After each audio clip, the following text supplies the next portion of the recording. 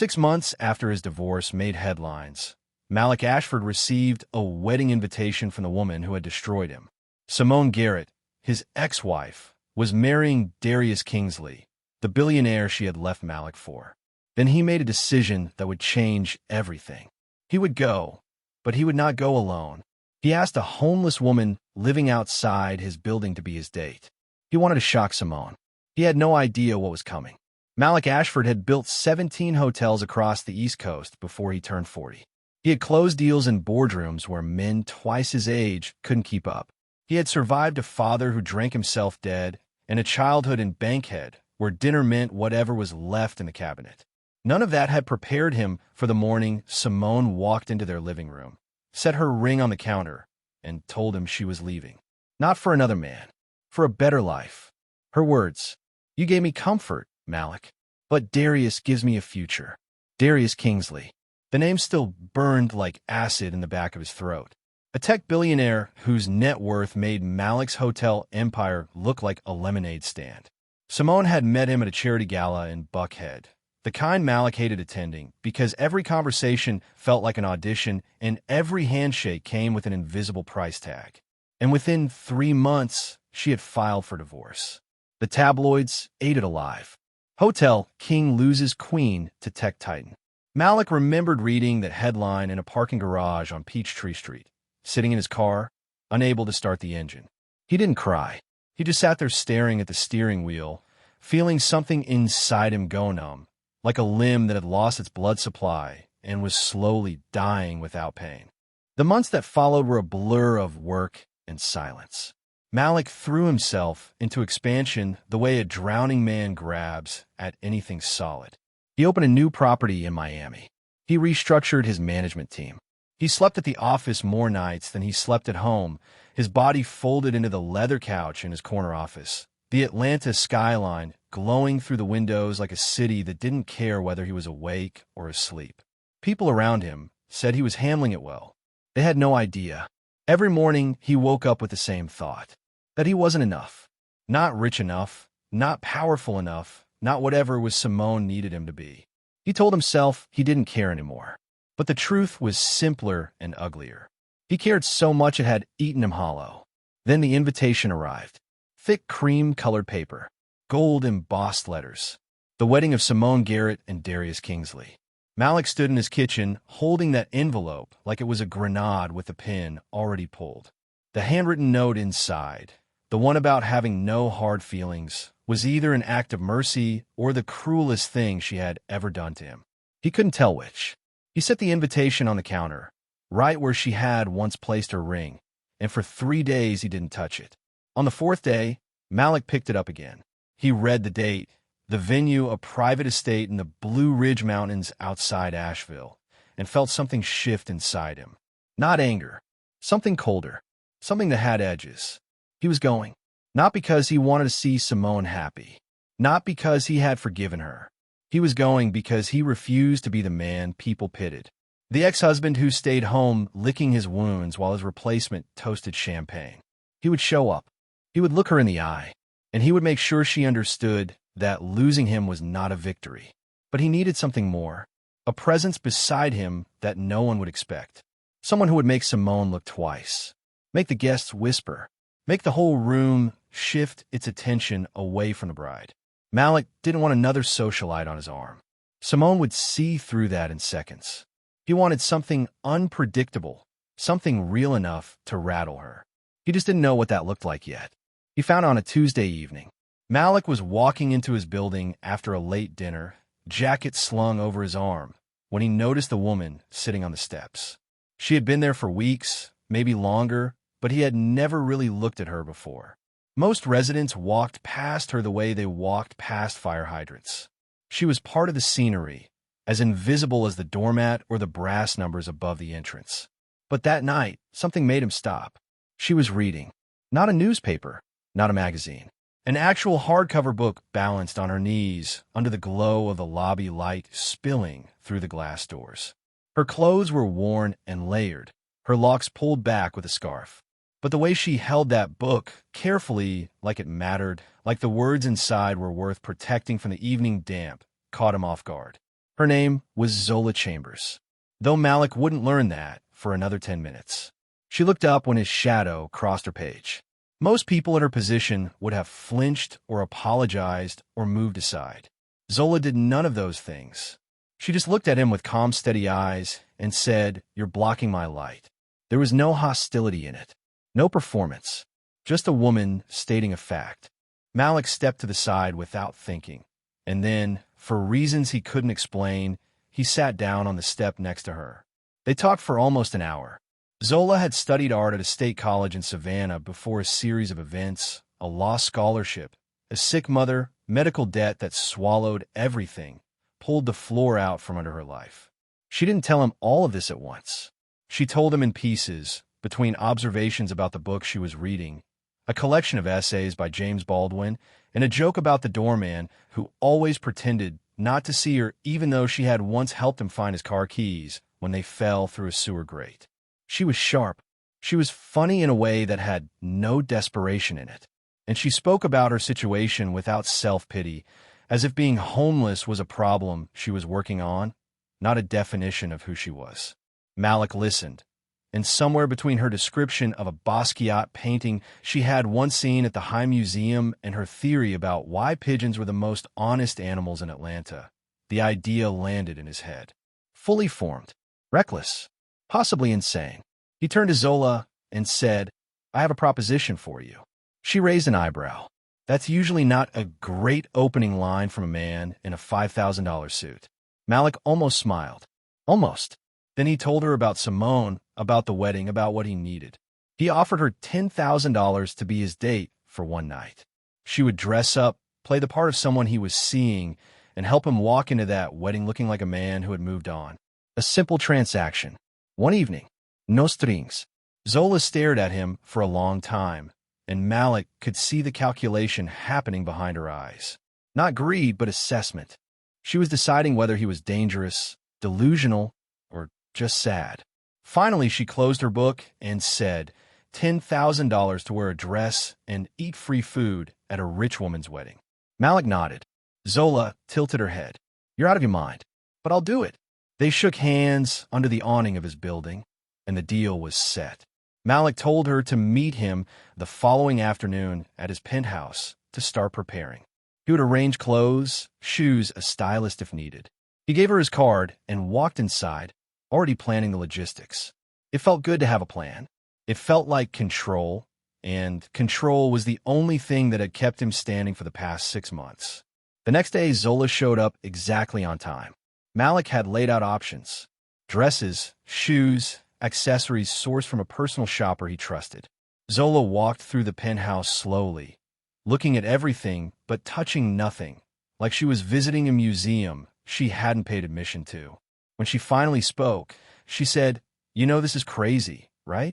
Malik handed her a garment bag. "Probably." Zola unzipped it and pulled out an emerald green dress.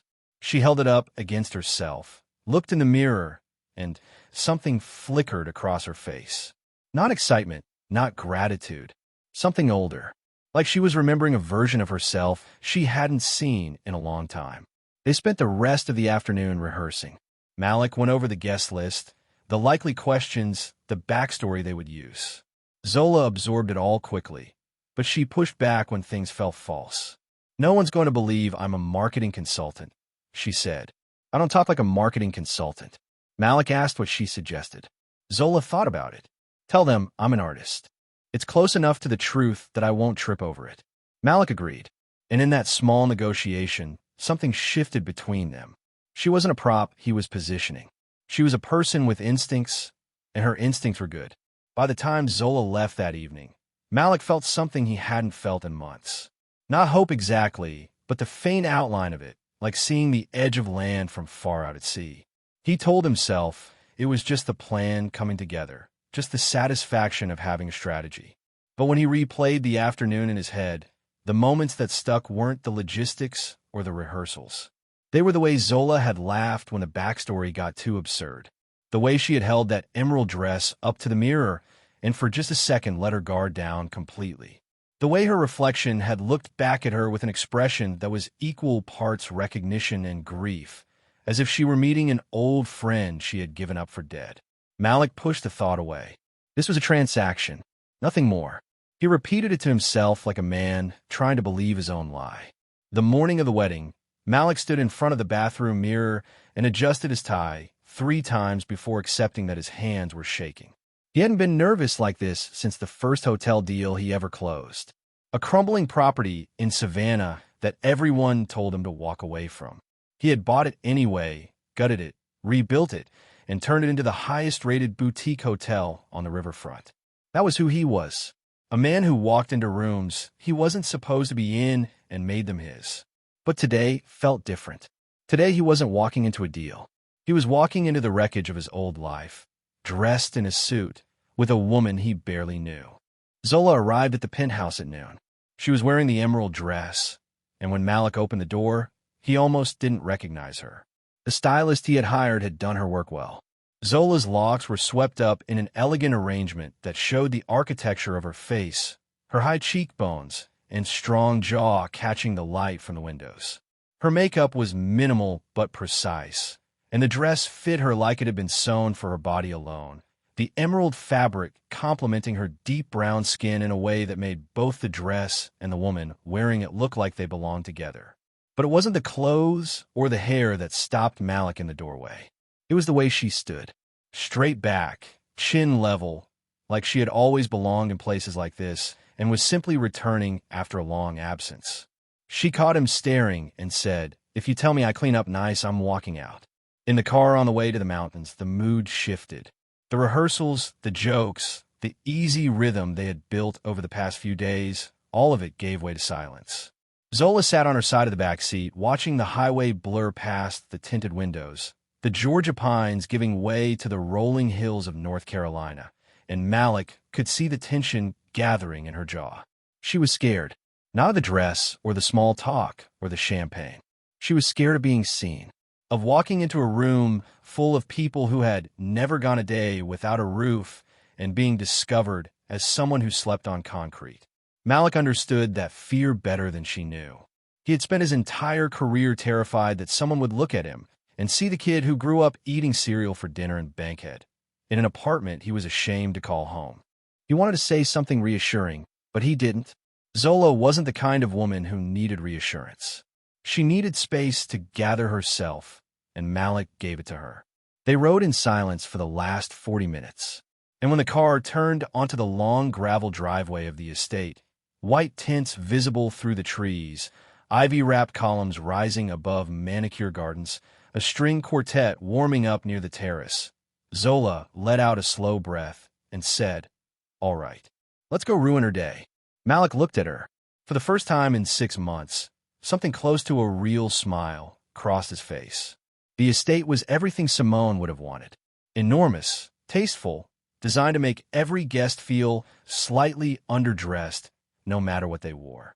White roses lined the path to the reception. Waiters in black vests circulated with trays of champagne. The guest list was a catalog of wealth.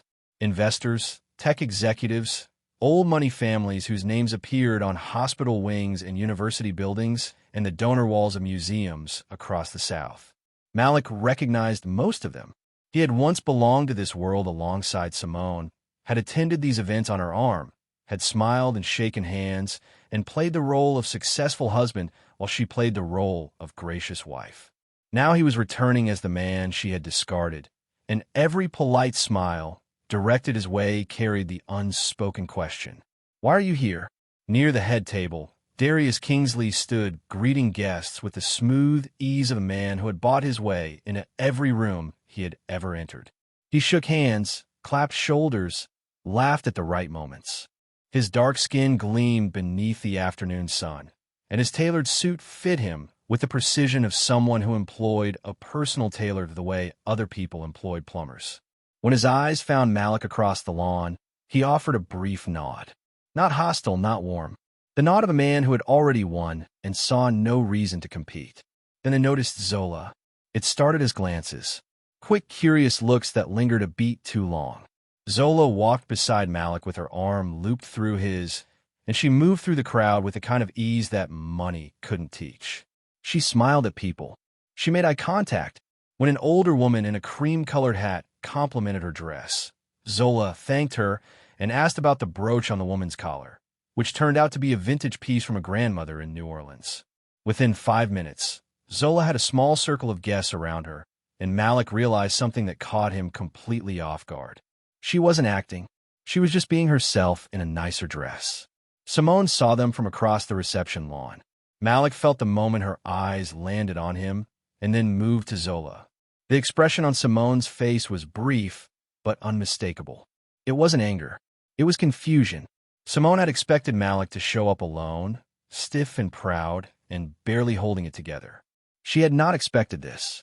A woman who glowed. A woman who was making her guests laugh. A woman whose hand rested on Malik's arm with a familiarity that looked effortless. Simone recovered quickly. She always did. She turned back to her conversation with the practiced ease of a woman who had spent years perfecting the art of appearing unbothered. But Malik saw the crack, and for one bitter, satisfying moment, it felt like enough. During the reception dinner, Zola sat next to Malik at a table near the back, far enough from the head table to be a clear social demotion, close enough to be watched. She handled it without flinching. When a hedge fund manager asked what she did, Zola told him she was an artist. He asked what medium. "Whatever I can afford," she said, and the table laughed, assuming it was a joke about the art market. It wasn't a joke, but Zola delivered it with such timing and warmth that it landed perfectly. She talked about color theory with a gallery owner from Charlotte. She debated the difference between talent and discipline with a retired professor from Spelman. She listened more than she spoke, but when she spoke, people leaned in. Malik watched all of this from beside her, and something inside him began to shift. A tectonic, slow-moving thing he couldn't name and couldn't stop. He had brought Zola to this wedding as a weapon, a human chess piece designed to rattle his ex-wife. But sitting here watching her hold her own in a room that should have swallowed her whole, he felt the first crack in his plan. She was not a prop. She was not a punchline. She was the most genuinely impressive person at this table, and she had gotten here from a set of concrete steps outside his building. The shame of what he had done, reducing her to a transaction, settled into his chest like a weight he couldn't shift. The dancing started after the toasts.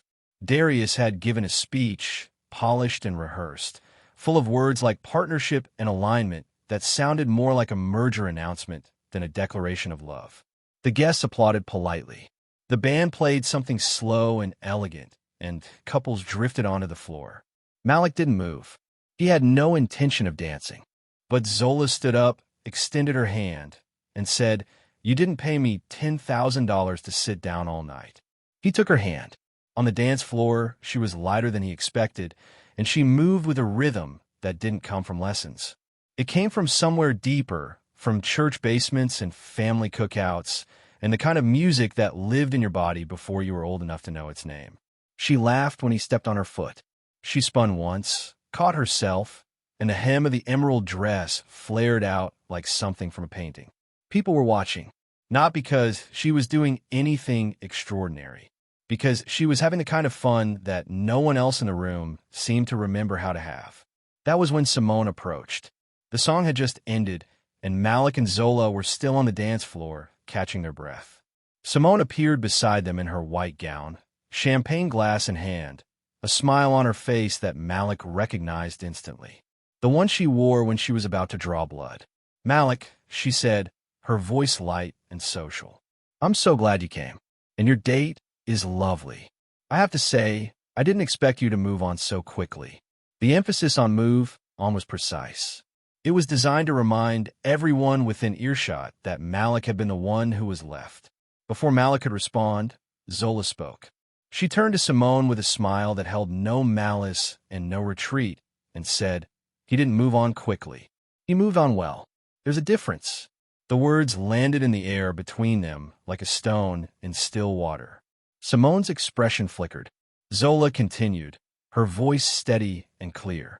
"You left a man who builds things from nothing, who shows up when it's hard. That's not someone you move on from. That's someone extraordinary."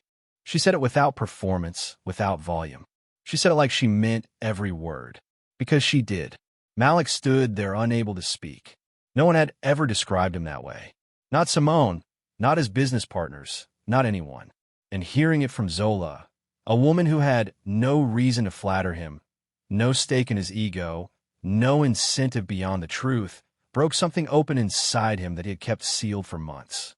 He looked at her, and for the first time the wedding, the revenge, the entire scheme fell away. All that was left was this woman in an emerald dress who had just offended him with more conviction than anyone in his life ever had. The rest of the evening blurred. They danced again. They sat outside on the terrace and talked about things that had nothing to do with Simone. About art, about whether Atlanta was a city that loved you back or just used you up, about the book Zola had been reading under the lobby light outside his building. She told him about her mother's garden in Savannah, about the way light moved across water in the early morning, about a professor who had once told her she had the kind of eye that couldn't be taught. She was magnetic in a way that had nothing to do with the dress or the setting. She was magnetic because she was honest. And honesty in a room full of people performing their wealth was the most disruptive thing imaginable. But Simone was not the kind of woman who let things go. While Malik and Zola sat on the terrace, Simone had been watching. Something about Zola had nagged at her all evening. Not the charm, not the conversation, but something smaller, a flicker of recognition she couldn't place. And then it landed. She had seen this woman before. Not at a gala, not at a dinner party. On the sidewalk, outside the building where Simone had once lived with Malik. The woman with the layered clothes and the book on her knees, sitting on the front steps like she had nowhere else to go. Simone pulled out her phone, searched Zola's name, and found nothing. No social media, no professional profile, no trace of the artist Zola claimed to be. That was all the confirmation she needed. It happened on the upper terrace where the after-party had moved as the night cooled. The view stretched across the valley. Dark mountains, scattered lights, a sky full of stars that the city never let you see. Simone stepped into the center of the group with the practiced ease of a woman who had hosted 100 events and said, loud enough for every guest to hear, I just want to make sure everyone here knows who Malik's lovely date really is. She turned to Zola. You don't have an apartment, do you, sweetheart? You don't even have an address. The terrace went quiet. Every face turned toward Zola. Malik felt the ground shift beneath him. Not physically, but in every way that mattered. This was the moment he had feared without knowing he feared it. The exposure, the humiliation, not of himself, but of her. He had brought Zola into this, and now she was standing in the center of a circle of strangers who were staring at her like she was a curiosity, a scandal, a joke. He opened his mouth to speak, to deny it, to redirect. But Zola was faster. She looked at Simone. Then she looked at the guests.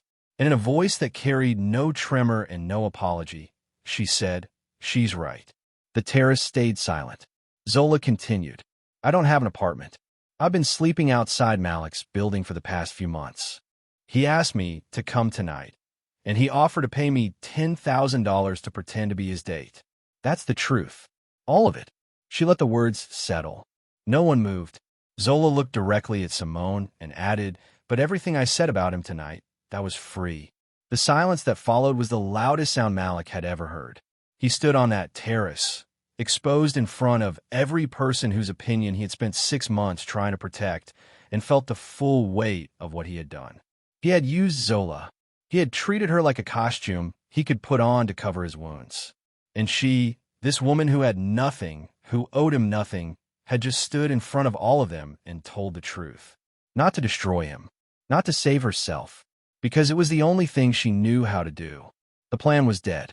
The scheme, the revenge, the carefully constructed illusion, all of it lay in pieces on the terrace floor. Malik looked at Zola. She looked back at him, and in her eyes he saw the question that would define everything that came next. What are you going to do now? Malik answered her with his feet. He didn't speak. He didn't try to explain or defend or spin the situation into something it wasn't. He simply walked across the terrace, stood beside Zola, and faced the crowd. Not behind her, not in front of her, next to her.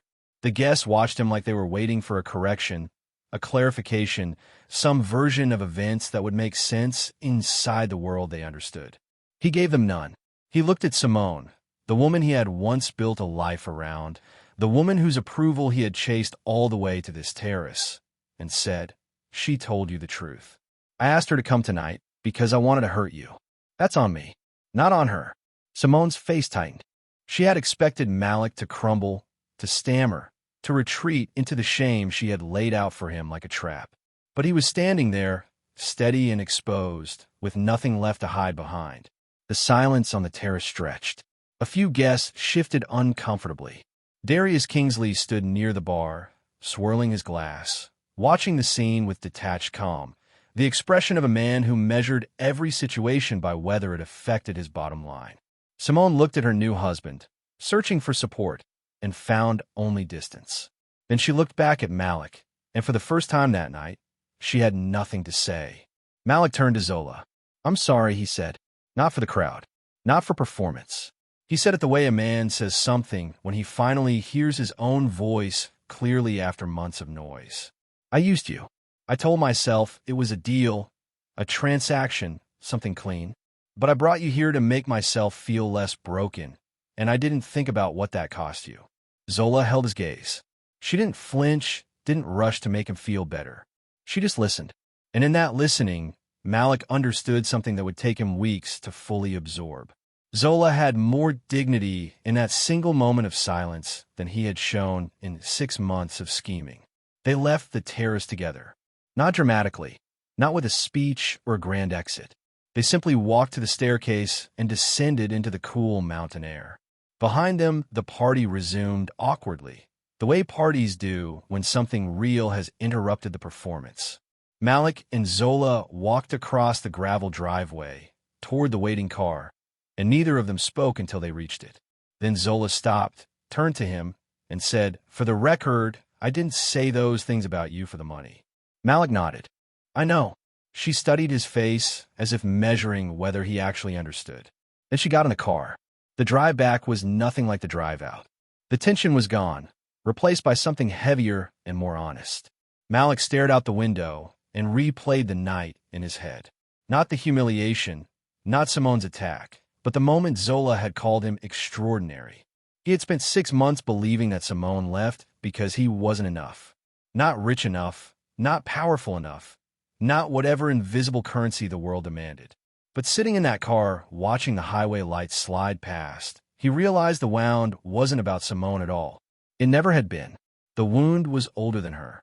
It went all the way back to Bankhead, to a version of himself that had decided his worth was something he had to earn, purchase, and prove every single day.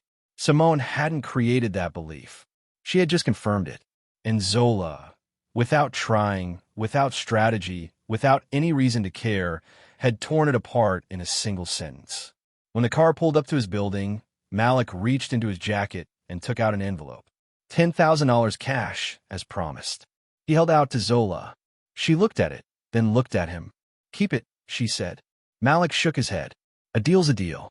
Zola took the envelope, opened it, counted the bills with the practiced hands of someone who understood exactly what money meant when you had none, and put it in her bag. Then she said something that surprised him. "I don't want you to save me, Malik. I don't need a rescue. If this is going to be anything real, it starts with me standing on my own feet. Not yours." He understood.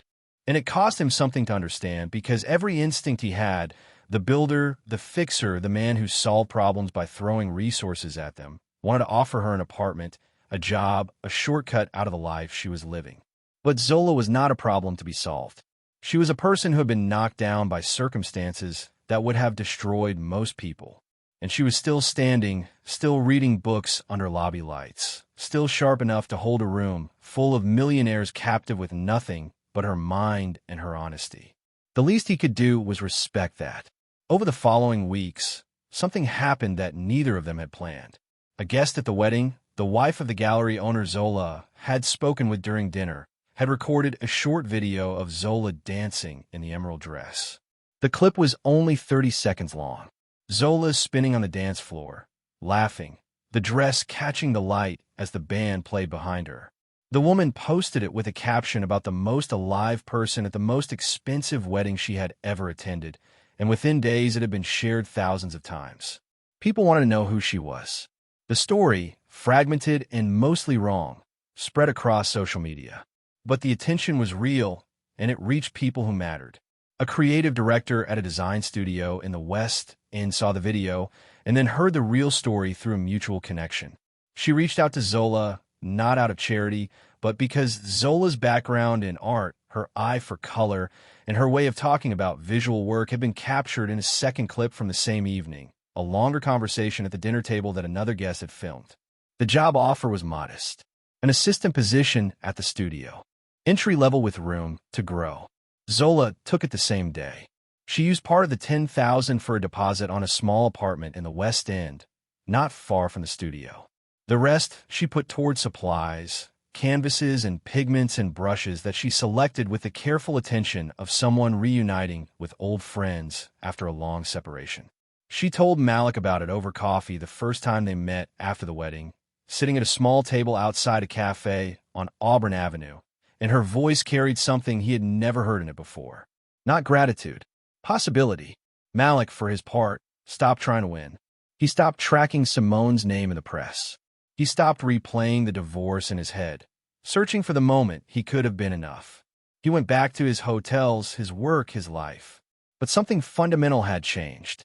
He no longer built things to prove a point. He built them because building was what he knew how to do. And for the first time, that felt like enough on its own. The weight inside his chest, the one that had been there since the morning Simone set her ring on the counter, didn't disappear. But it got lighter. Day by day, conversation by conversation, it got lighter.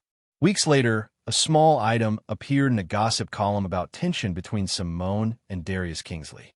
Something about a disagreement at a charity event, a public exchange that sources described as icy. Malik saw the headline on his phone, read the first two lines, and closed the app. It didn't matter. It had never really mattered.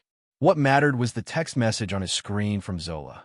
A photo of her first completed project at the studio, a set of hand-painted color studies arranged in a grid, rich browns and deep greens and golds that seemed to pulse with life even through the small screen of his phone. 2 words beneath it. Not bad. Malik typed back. Extraordinary. He set the phone down and looked out the window of his office at the city below. Atlanta spread before him, familiar and complicated, a city that had given him everything and almost taken it all away. And for the first time in longer than he could remember, he didn't feel like he needed to prove anything to anyone. The view was just a view. The buildings were just buildings. And somewhere across the city, in a small apartment in the West End, a woman who had once read books on his doorstep was building a life that no one had given her.